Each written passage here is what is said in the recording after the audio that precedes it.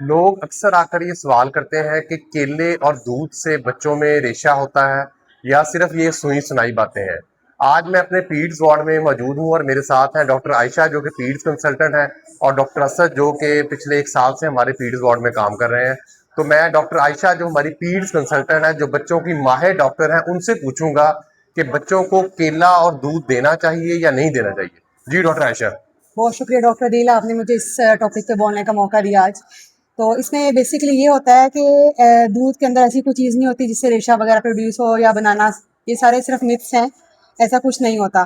तो दूध के अंदर बहुत ज़्यादा, एक तो 87% तो इसमें वाटर होता है और इसके अलावा इसके अंदर कैल्शियम होता है बहुत ज़्यादा, जो बच्चों को हड्डियों को मजबूत करता है। इसके अलावा इसमें फैट्स और कार्बोहाइड्रेट्स वगैरह भी होते हैं जो एनर्जी का अच्छा सोर्स होते हैं।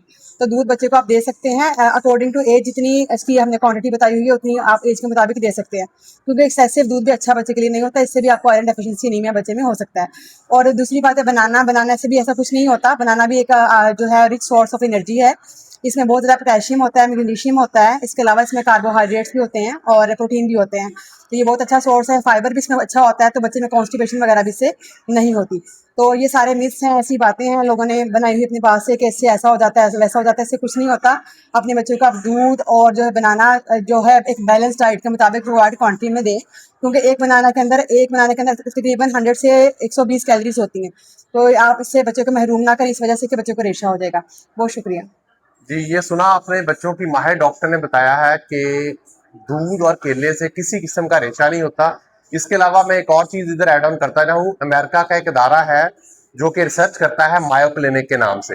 इस वेबसाइट पे इसकी रिसर्च मौजूद है। इन्होंने 600 बंदों पर एक सर्वे किया है और उस सर्वे का जो नतीजा है वो भी यही है कि milk is not the source of increased mucus, यानी कि जो दूध है वो बलगम में रेशे का इजाफे का सबब नहीं बनता।